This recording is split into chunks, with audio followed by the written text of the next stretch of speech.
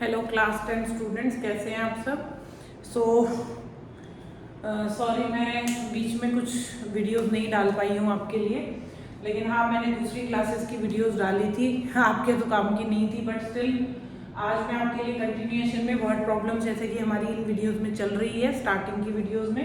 तो previous videos में मैंने आपके साथ age problem, upstream downstream and distance time speed के क्वेश्चन डिस्कस किए हैं। अब वर्ड प्रॉब्लम में एक और ये इस टाइप का क्वेश्चन होते हैं जो कि 2 डिजिट फॉर्मेशन होती है, मतलब 2 डिजिट के नंबर हमें फॉर्म करने होते हैं और उसी पर बेस्ड ये क्वेश्चंस हैं। तो उसमें से एक क्वेश्चन देखिए, ये सेम टाइप का ये जो कॉन्सेप्ट है, ये सेम कॉन्सेप्ट आपको लीनियर इक्वेशन मतलब चैप्टर 3 में भी मिलेगा और कॉन्सेप्ट यही है, बट फॉर्मेशन ऑब्वियसली उसमें 2 इक्वेशन होती है, इसमें सिंगल इक्वेशन होती है। So the question is a 2-digit number is 5 times the sum of its digit. Actually क्या होता है कि जब भी 2 डिजिट का नंबर हम लोग फॉर्म करते हैं तो उसमें 2 तरह के डिजिट काम करते हैं। एक यूनिट प्लेस होता है जिसको हम वंस प्लेस भी बोलते हैं और एक टेंथ प्लेस होता है। तो उसी के ऊपर बेस्ड ये क्वेश्चन है। तो हमें नंबर फाइंड आउट करना है, तो हमें उसके जो डिजिट्स हैं वो लेट करने पड़ेंगे। अब आप सोचोगे कि भाई 2 डिजिट्स हैं तो क्वाड्रेटिक इक्वेशन में तो वेरिएबल सिंगल ही होता है, तो हम इसे लेट कैसे करेंगे। तो कोई प्रॉब्लम वाली बात नहीं है। क्वाड्रेटिक इक्वेशंस के अंदर जनरली हम लोग एक ही डिजिट से क्वेश्चन को शुरू करते हैं, बट अगर आपको क्वेश्चन में कंफ्यूजन हो रहा है और आप 2 डिजिट से उसको शुरू भी कर देते हो या 2 वेरिएबल से, तो क्वेश्चन कोई प्रॉब्लम वाली बात नहीं है। अल्टीमेटली वो अपने आप कन्वर्ट हो जाएगा आपका क्वाड्रेटिक इक्वेशन में। तो ऐसा कुछ भी नहीं है कि क्वाड्रेटिक में एक ही सिंगल वेरिएबल लेट करना नेसेसरी होता है, ऐसा कुछ भी नहीं है। तो मैं इसको 2 डिजिट से ही सॉल्व कर रही हूँ, सॉरी 2 वेरिएबल से। तो देखिए, तो हम लेट करेंगे यहाँ पर कि यूनिट प्लेस जो है, यूनिट को हम वंस प्लेस भी बोलते हैं, लिखने की जरूरत नहीं है, यूनिट प्लेस लिख देते हैं। Unit place x and tens place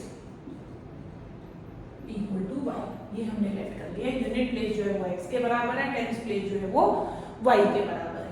तो जब भी हम नंबर फॉर्म करते हैं 2 डिजिट का, तो आपको शायद याद होगा छोटी क्लासेस में हम लोग एक एक्सपेंडेड फॉर्म लिखा करते थे अपने नंबर्स की।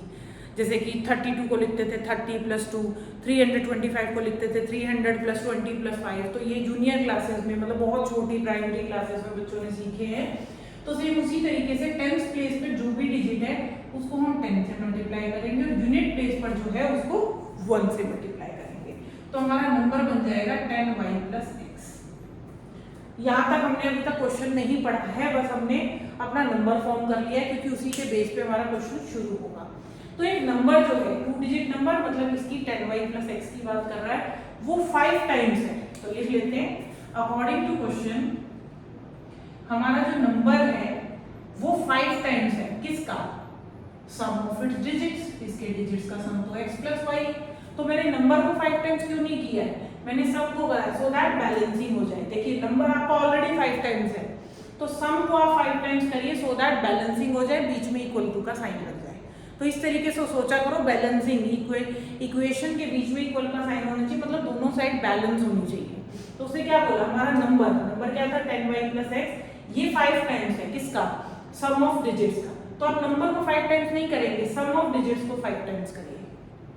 ठीक है, तो इसको थोड़ा सिंप्लीफाई करते हैं। We will get the equation 5x + y हो जाएगा।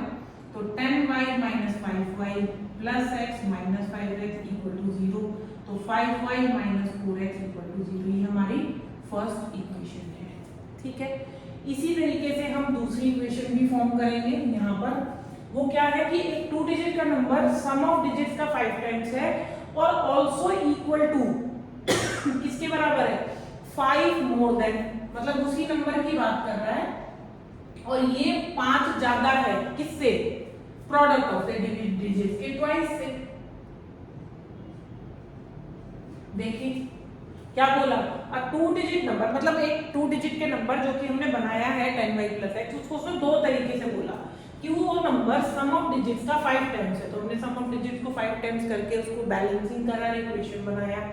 दूसरे में उसने कहा यही नंबर अगर प्रोडक्ट ऑफ डिजिट्स को ट्वाइस कर दें तो उससे भी ज्यादा है, कितना, 5 ज्यादा है। तो ज्यादा करने के लिए मतलब डिफरेंस 5 है।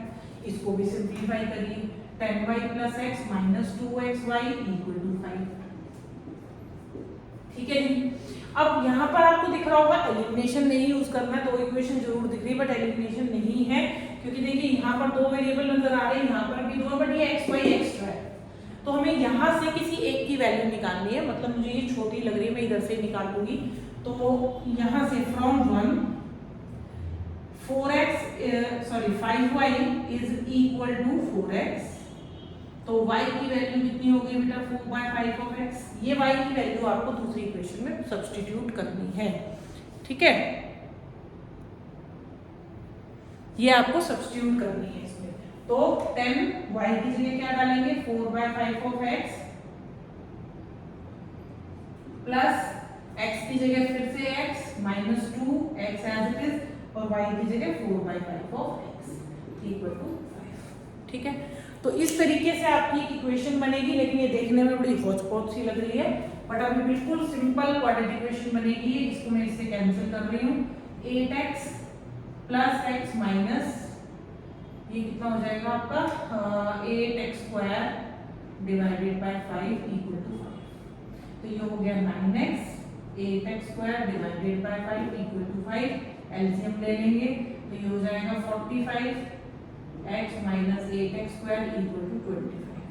तो नेगेटिव साइन को हम हटा देंगे दोनों के, तो ये 8x² माइनस 45x और प्लस का 25 इक्वल टू 0। तो हमारी ये क्वाड्रेटिक इक्वेशन फॉर्म हो जाएगी, और इस क्वाड्रेटिक इक्वेशन को हमने सॉल्व करना है, ठीक है। आप चाहो तो इसको थोड़ा छोटा, ऐसा होगा नहीं छोटा, तो आपको जस्ट इसी को ही सॉल्व करना है। एंड आपके पास x की दो वैल्यूज आएंगी, मे बी इसमें से एक वैल्यू नेगेटिव हो, एक वैल्यू पॉजिटिव हो, तो देखते हैं।